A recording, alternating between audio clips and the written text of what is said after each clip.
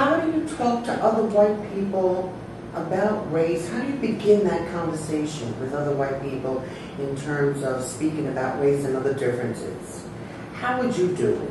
Well, there's a couple of things, because you're right. One of the things that Malcolm said this back in 1966, which was it was white people's responsibility to begin this work, and I noticed that people still make that request of white people to go and do it, so obviously it has to happen more than it does.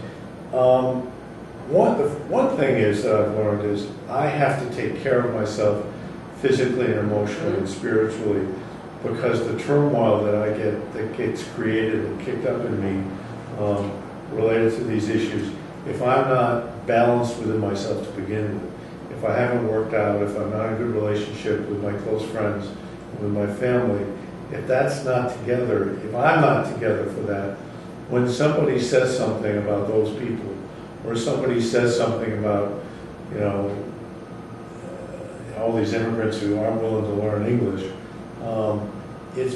I have to be in a place to not just say you're full of crap, because that is very easy to do, but it's not an answer. It's not a way to create a relationship with somebody. So the first thing I have to do is every day I have to take responsibility for me being in balance, to be able to handle the triggers that come up in me when people speak like that.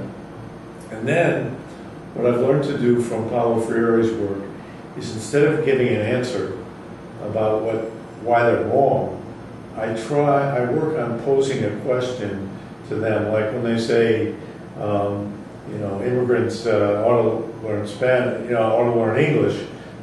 Instead of just saying, "Are you that stupid? Don't you remember your grandparents 2 generations ago were Polish, or 4 generations ago were treated as Irish people who were discriminated against and in the ways that African Americans were?"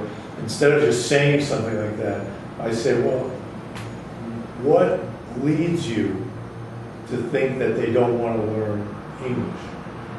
So that instead of saying why you're wrong, I ask a question and begin what Freire talks about as problem posing, taking what they say and posing an issue for reflection, to be able to get somebody to begin to think and tell their story.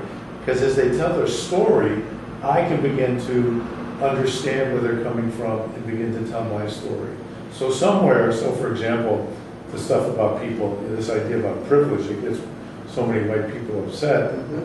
I can tell my spelling, I can tell my grammar story, I can tell my, you know, having to sit there and learn words, and that was hard. And it's not about denying that a lot of white working class people have hard lives. That can be true, and there can be another truth, which is that there's also another story, which is that not only is that hard for people of color, they also have the burden of false expectations, or a lack of power in situations where they're marginalized, on top of not having that skill. But I need to be able to engage people in their story and pose questions to them. Facts, if facts alone could set us free, the facts would have done so a long, long time ago. And I had to come to the realization that it wasn't about arguing facts. It was about understanding a person's story and them understanding mine, so that we could begin to think of a different way of reacting to what are really very different experiences that people have in this country. Great. Let me ask something personal then. Sure, okay. Back and ask something personal. I found out recently that something about your grandfather 10 generations back. 10. I want to know how you feel about your grandfather 10 generations back, and how, and he was a slave owner of W.B. Du Bois. How do you feel about that? He was the slave owner of W.B. Du Bois's grandfather. I wrote about this a little bit, and what I felt was momentary shame and lifetime responsibility. Because, you know, as I went back to, of course I didn't know about this myself until a number of years ago. The closets are filled with all sorts of skeletons that in my family, I'm sure everybody else's family, mine had a particular ring to it, given the kind of work I do, the work that we do together. To be aware I went back and traced out what that grandfather 10 generations back was like. He was the one wealthy person in on the Burghardt side of the family, not my mother's side, but on the Burghardt side. His wealth came from slave labor. And that's very, it's a real cause for reflection about, wow, the benefits he got by exploiting and degrading and dehumanizing people is in my family history. Now, I can't undo a family history. Right.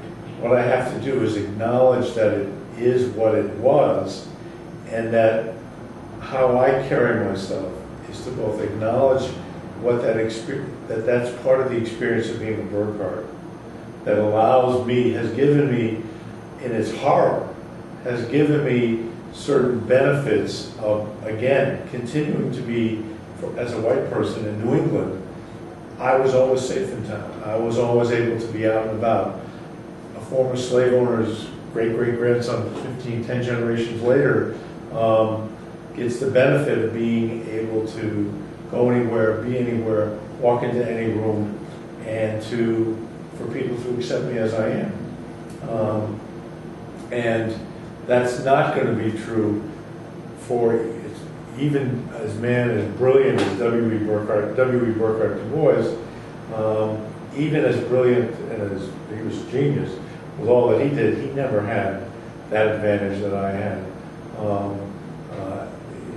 And nor do other people that I have to be aware of. So for me, there's, as I said, momentary shame. Oh my God, my family had this.